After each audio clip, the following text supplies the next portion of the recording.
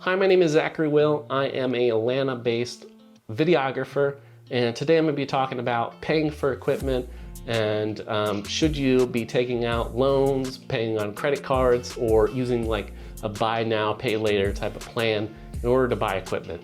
First of all, if they don't value paying for a rental for the equipment, that means that they don't really see the value added of adding that equipment onto the shoot. And so why should you value something that the people who are hiring you don't value? And that means that if you end up buying the piece of equipment without having to rent it, that means that you're adding value and cutting back your own pay in order to pay for something that your clients really aren't wanting. Secondly, if you're not going to use it on every shoot, or at least a large majority of your shoots, it's probably best off renting rather than buying. Because if you end up buying it, you're going to end up paying out of your paycheck the cost of the rentals. And if you just need it for one shoot, it's oftentimes better just to rent it, even if it does mean cutting it out of your paycheck, because rather cut it out of one paycheck than every single one that you have for that year by paying monthly payments on the device.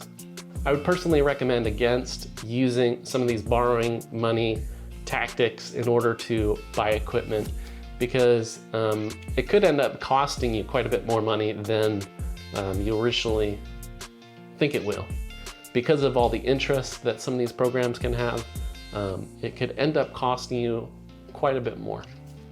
Oftentimes with some of this equipment that I'm looking at that I can't quite afford at the moment, typically is equipment that I would love to have, but it's not necessarily necessary for the types of jobs that I'm doing at the moment. And kind of in the back of my mind somewhere, I'm thinking that if I bought this piece of equipment, then I would be getting bigger jobs and it would add more income into my business. And the truth is that oftentimes it doesn't work that way.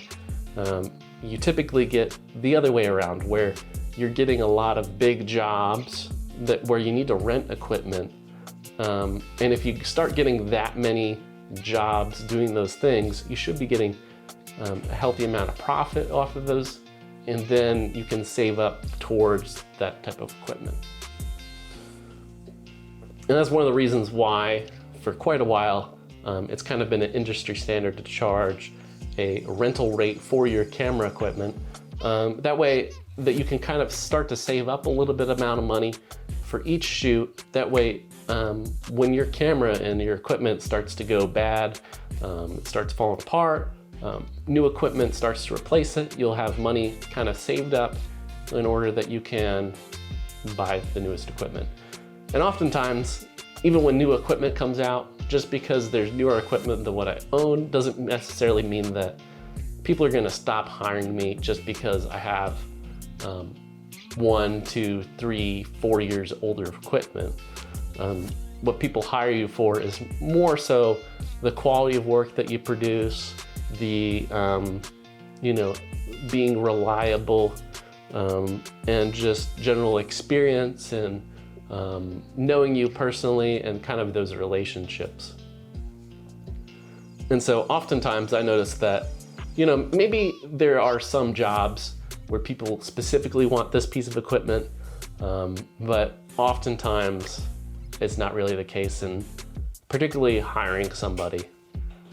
And sometimes I've even applied to those shoots where they're like, must be Sony equipment, and you don't have Sony equipment, but they still end up hiring you because they looked at your work, they looked at your rates, and you were the best candidate out of the people that applied.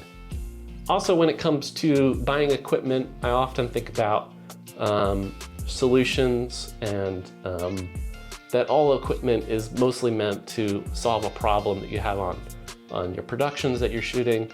And so if there's an issue that you're having with your current equipment, think about what other options you have for maybe cheaper equipment, or just maybe even just reutilizing equipment that you already have in order to get those same results. For example, if you can't afford a super bright telephoto lens, right now I only have an f5.6 telephoto lens, But if I just bring in my spotlight that I have to events where I need that telephoto lens inside, it turns out working perfectly fine.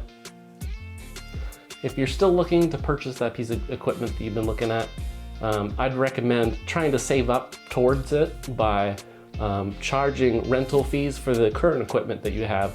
So that way you'll have money saved up that you can purchase the equipment without having to pay interest on every product that you buy, and then just racking up a lot of interest payments, and you can save anywhere from 5 to 30% on everything you buy.